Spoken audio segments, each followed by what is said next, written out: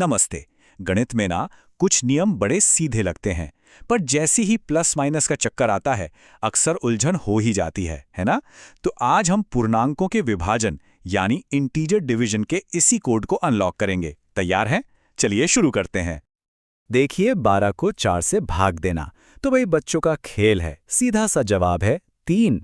लेकिन अगर सवाल हो -12 को 4 से भाग देना, बस यहीं से असली कहानी शुरू होती है। आज हम इसी पहेली को सुलझाएंगे कि ये माइनस का चिन्ह आखिर करता क्या है। तो इस पहेली को सुलझाएं कैसे? देखिए, इसकी चाबी छिपी है विभाजन के सबसे करीबी रिश्तेदार में, यानी कि गुणा में। हमें शुरुआत एकदम जड़ से करनी होगी।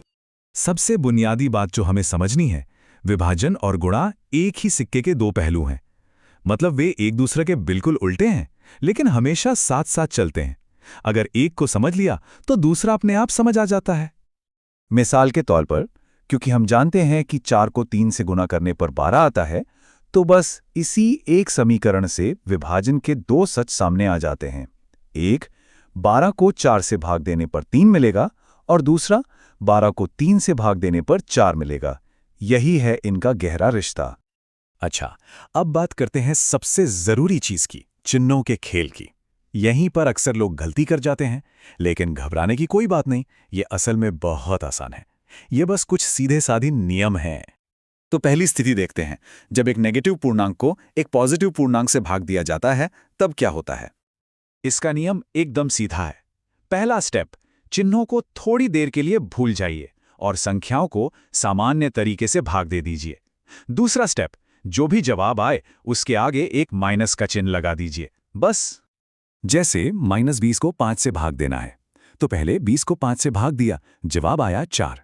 अब नियम के हिसाब से इसके आगे माइनस लगा दिया, तो अंतिम उत्तर हुआ -4। है ना आसान?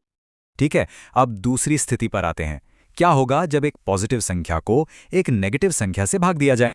और मजे की बात यह है कि यहां भी नियम बिल्कुल वही हैं।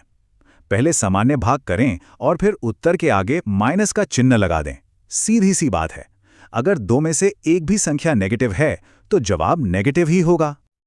ये देखिए, 72 को -8 से भाग देना है, तो 72 को 8 से भाग दिया, मिला 9।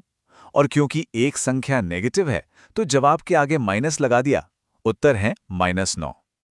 और अब है तीसरी और आखिरी स्थिति, जब एक नेगेटिव संख्या को दूसरी नेगेटिव संख्या से भाग दिया जाता है। यहां थोड़ा ध्यान देना होगा। यहां नियम थोड़ा सा बदलता है।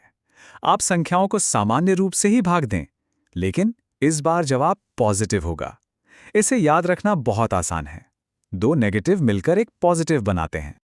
तो जब भी दो नेगेटिव पूर्णांकों को भाग देते हैं तो उनके माइनस चिन्ह कह सकते हैं कि एक दूसरे को कैंसिल कर देते हैं और नतीजा हमेशा पॉजिटिव होता है।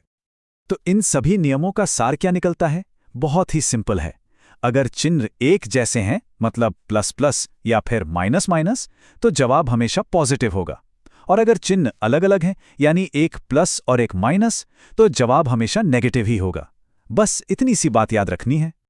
चिन्हों का खेल तो अब हम समझ गए। चलिए अब विभाजन के कुछ ऐसे खास गुणों को जानते हैं जो इसे जोड़, घटाव और गुणा से थोड़ा अलग बनाते हैं। दो बहुत जरूरी बातें हैं।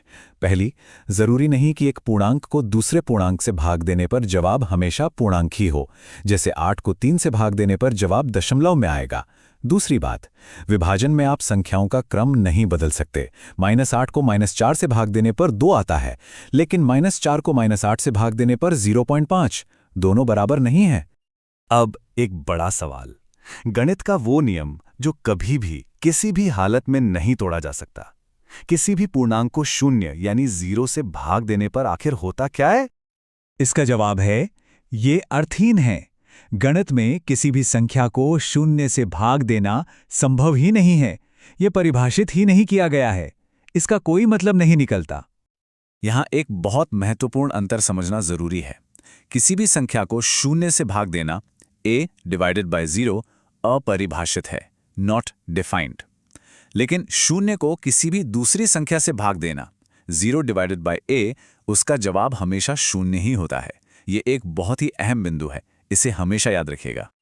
तो पूर्णांकों के विभाजन के नियम अब हमारे लिए बिल्कुल साफ है, लेकिन जरा सोचिए, क्या ये ही नियम भिन्नों यानी फ्रैक्शंस पर भी लागू होते हैं? भिन्नों के विभाजन का कोड क्या है? ये एक ऐसा सवाल है जो आगे की खोज के लिए एक नया दरवाजा खोलता है।